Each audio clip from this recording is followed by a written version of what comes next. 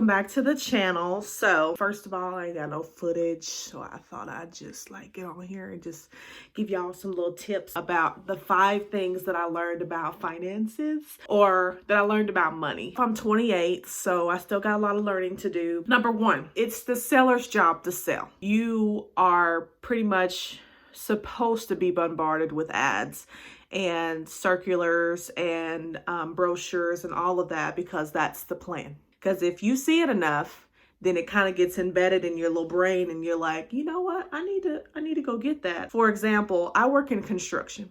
The sales representative's job is to sell. So when they come in and they want to like sell me something, they come in with their little laptops, all of their little stocks of merchandise, material, whatever it is, and they just kind of dangle it in front of my face like a little carrot, right?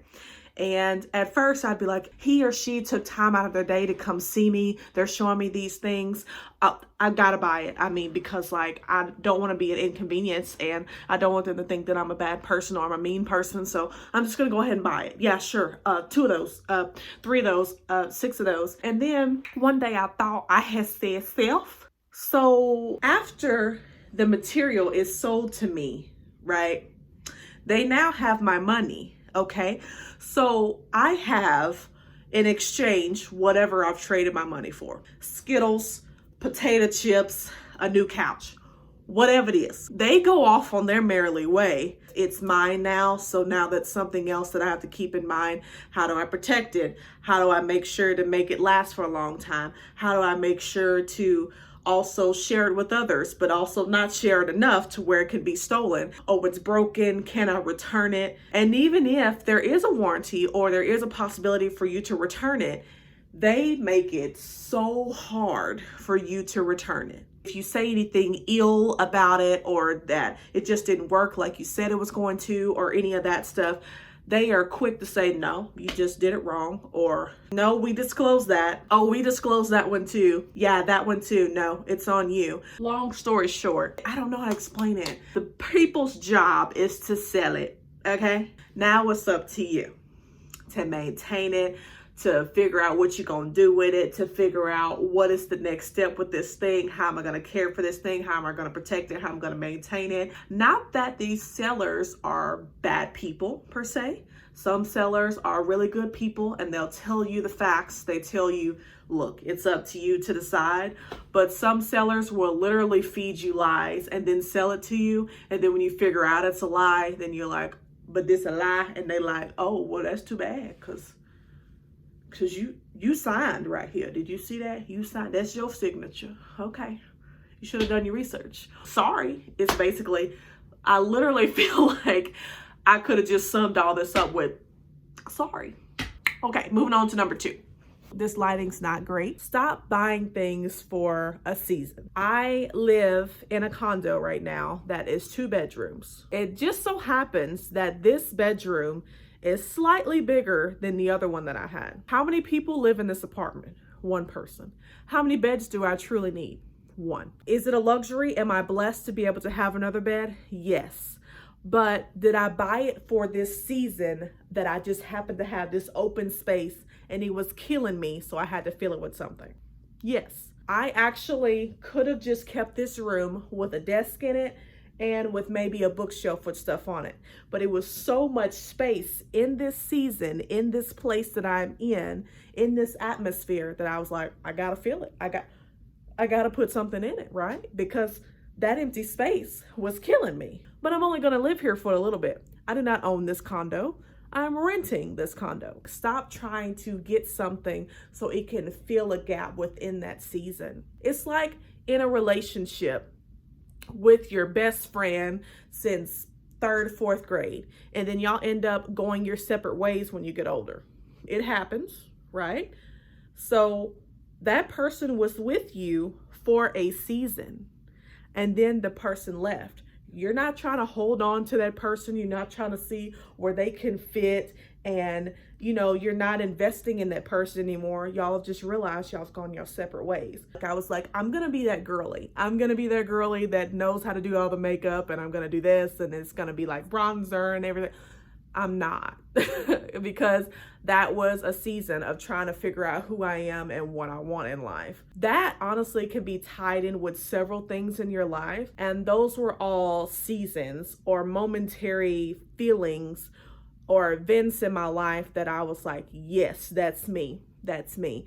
When truly, now that I've learned, I don't need it, or it wasn't me, or it was just a phase or whatever. Don't let the seasons that you're in be the reason why you're in debt. It just comes and goes. Like, it's different if you try something and you're like, ooh, that wasn't me, that wasn't it. But I would continue to invest my money into things that I thought, if I keep putting it in, if I keep putting in the money, that eventually I will come around. Eventually I'll be that girl. I hope that that makes sense. So that's number 2. If that didn't, I don't know. I don't know how else to break it down. Okay, I'm ashamed to admit this. I was that girl that judged people for what they had. Just wait, it's gonna get worse. My mother learned from her mother that having tons and tons and tons of things around you creates status. It means that your life is, you've made it in life, you're successful, like you're that woman, you're that man, whatever, because you have a lot of things. And I don't know if that was because the boomers truly got brought up in the whole industrial type of state, and now they're like assets and possessions. I don't know if that's what it is, but every older person that I recall going to their house now and going to their house in the past, they just had stuff. Like, it just didn't even make sense. Like, my mother bought me a lot of clothes, so I had tons and tons and tons. At one point, my mom counted my t-shirts, and I have 387 t-shirts. And that was just literally how I was raised, how I was brought up, that it was status for you to have tons and tons of clothes in your wardrobe. I had enough shirts to wear for a year and almost a half. So that meant when I wore clothes, I didn't really repeat my outfits. Like, I literally had so much that I would grow bored. But if I wore it twice, it was like so many months in between. Nobody even knew I wore it twice. I was the only person that knew I wore it twice. So if I paid that much attention to my clothes, of course, when other people would come to school, they would wear the same set of white t-shirt with blue jeans on Monday and then come back on Thursday and wear the same pair. I judged them. I was conditioned to judge others if I noticed that they were repeating an outfit. Are you kidding me? Can you not go out and buy other clothes? Does that not bother you that you're repeating your outfits? That's weird. Now that I've gotten older, I've noticed that is just something that I grew up learning that I'm gonna have to unlearn, because nobody cares. Nobody cares. I was asking myself, I said, okay, Sasha, let's really think about this. Somebody comes in, a client comes in, let's say he comes in and he's wearing a white t-shirt with black pants. Okay, first impression, pretty okay guy. Then he comes in Wednesday wearing the same thing, and you're like, okay, maybe he just has more than one white pants, more than one black jeans. And so then you start like purposely looking to see what's the brand of the jeans that he's wearing. Does it have this stitch in there? Is it missing a button? You try to find like details about it. So then the next time that you see him, and if he's wearing it, then you're like, oh my gosh, he's wearing the same pair of clothes. He comes in Friday wearing the same stuff. And you're like, are you kidding me? He's such a slum. And then I started thinking about it, and I was like, Sasha, is he musty? And I said, self, no, he ain't musty. And then I said, is he dirty? Is he grimy? Like, does he look unclean? And then I was like, self, he really don't. I mean, he's a nice person. He cool. I mean, he smell clean. I mean, I'm not going up and just sniffing him, but I mean, like, he looks well put together. He just keeps repeating the outfit. And then I said, so do I care enough to go out and try to purchase clothes for this man because he needs more clothes? Do I feel led within my spirit that I need to go and purchase more clothes for this man? And then I said, self, I really don't. And then myself said, exactly. If you truly care that much and you feel like they need clothes, which they already have, they're just choosing to reuse what they currently have, then maybe you should do that if you care that much. But I realized after I knocked down all of the possibilities of why it was bothering me, I was like, I was just raised that way. 9 times out of 10 though, what's crazy about it? Most of the time, those are the billionaires. They don't care what they wearing. They just say, I'm here, I'm working, give me my monies, or let's start a new day. I'm learning, I'm enjoying life, and they could care less what they got on their skin. Let that be a reminder to you if you happen to have grown up in that type of lifestyle. Sometimes just living a minimal life and just putting your values in things like events or putting your values in things like friendships and family is more than, did I wear the same shirt this week twice? You know what I'm saying? That's what number was that? I think that was number 3. On to number 4. So I'm in my closet now. Don't judge me. Listen, I'm trying to make the video interesting, getting in different parts of the house. Anyways, listen. Money is a tool. Let's pretend we're chefs, all right? First of all, what I look like in somebody's chef kitchen. But listen to me, listen. You're a chef, right? You're starting out new, so you don't know what you're doing in there. They mess around and hired you because you lied on your resume and said you could cook, okay? So you in the chef's kitchen. They hand you a chef's knife. You looking at it like, I know how to chop broccoli. Let's see if I know how to chop this, okay? They over there, and you got the chef's knife. You cut 1, 2, 3, cut your thumb off, okay? Little exaggeration, but just listen to me, okay? You are not a chef. So when you are given a tool that you are not used to using, you're not going to use it right, okay? Okay, listen to me now. I'm going to bless you listening. If you're listening, turn your listening ears on. Listen. Ain't nobody going to put me in a school teaching no children, and I ain't done no type of preliminary schooling, don't know nothing about where to start with the kids except for, hello, my name is Sam, I'm your teacher today. Because I don't have the right skills and the right tools to do that. However, we do live in a country, how do I say this without being canceled? Okay, we have been brought up, there we go, I'm grasping it. We were just taught to go to school. You learn your arithmetic, your science, your algebra, and you just go about life, okay? So we can keep the big man with the money in his pockets. But some of us decided we ain't finna do that and just learn more, do better for ourselves. Besides just working in factories all day, which was the intention of school. Look it up, read it. I ain't got time to break that down for you. Any hoozle. But that being said, money is a tool. Nobody's going to teach you how to handle money. If you do have people in your family that are teaching you, it's a blessing because they have also been taught. I was not taught how to handle money. And if I was, it was just a little bitty bit. It was nothing in detail about budgeting, how to handle your money, what to do with your money. Let's create an envelope system. Let's designate this much amount of money for groceries, this much amount of money for gas. Let's try to save away money, 10%, Roth IRA, all of that stuff. Nobody teaches you that stuff. You have to go and seek that.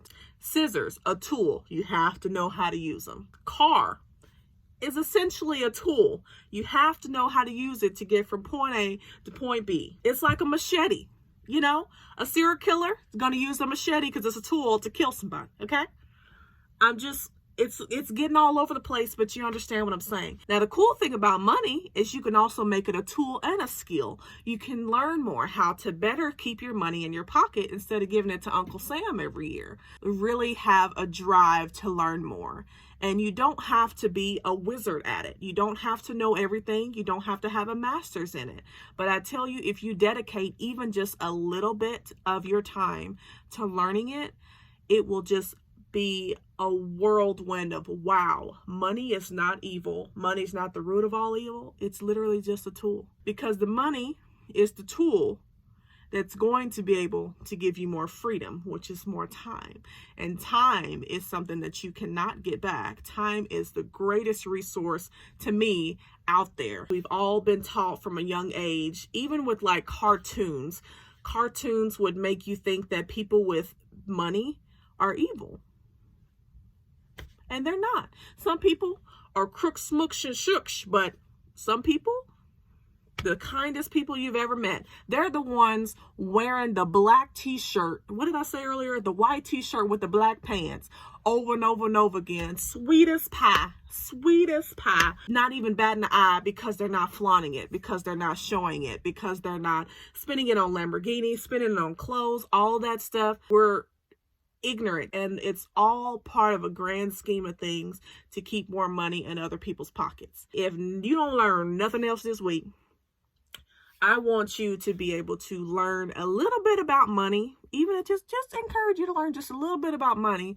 So then that way you can keep a little bit more money in your pocket, whether that be $5 a month, $3 a month, $1 extra a month that's saved. That's still something. And I honestly, truly think once you learn it, you're going to get so excited, you're going to tell somebody else. And they're going to tell somebody else. And they're going to tell somebody else. And here y'all all are living 103, being the golden girls, sitting on a yacht at somebody's Caribbean island, hopefully your own, thinking, wow, that message that I got from that one girl on that one YouTube channel made me start a whole cycle of, okay, if I just save a little bit here, I'll just save a little bit there and just a little bit there. And even with just previous examples that I mentioned of not paying for something for just in a season, the point of the seller is to sell something, not spending your money on stuff like clothes or luxurious items to just kind of blow it up and all out of proportion and everything, just so other people could say, wow, he's rich,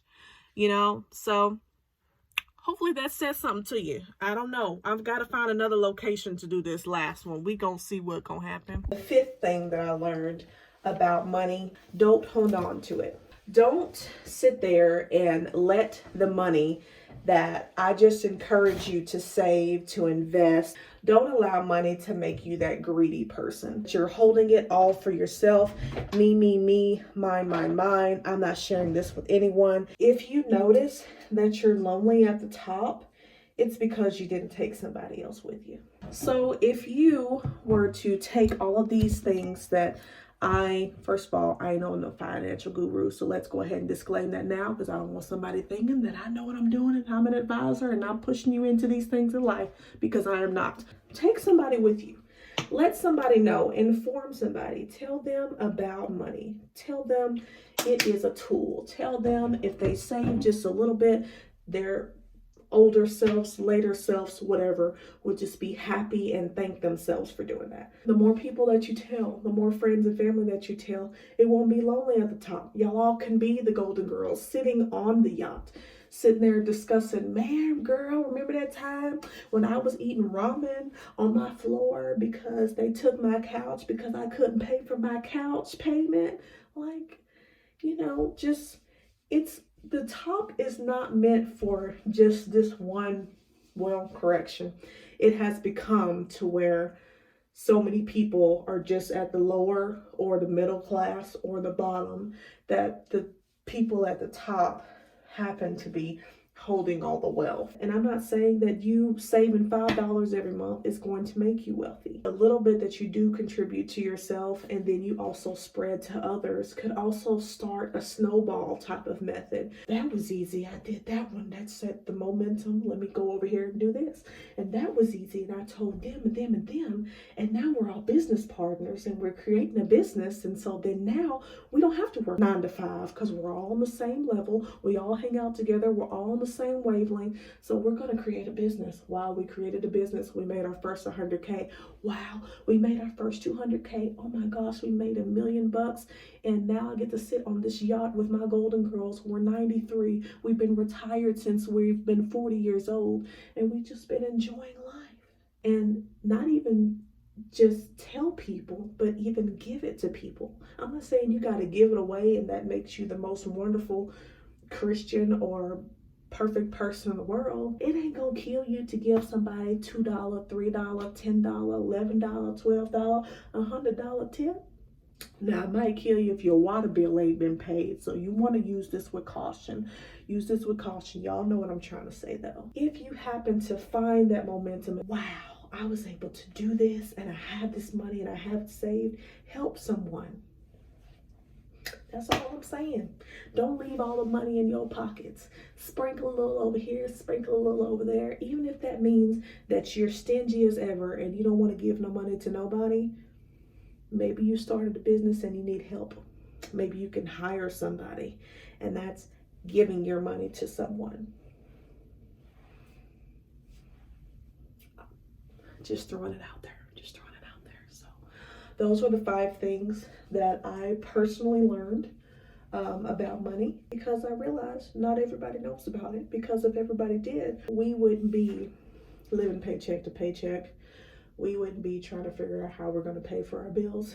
And we also wouldn't be one step away from an emergency of it screwing up our entire lives. Let this be a lesson, or if you already know it, let it be a reminder that if you're already saving as much as you possibly can, save 25 cents more.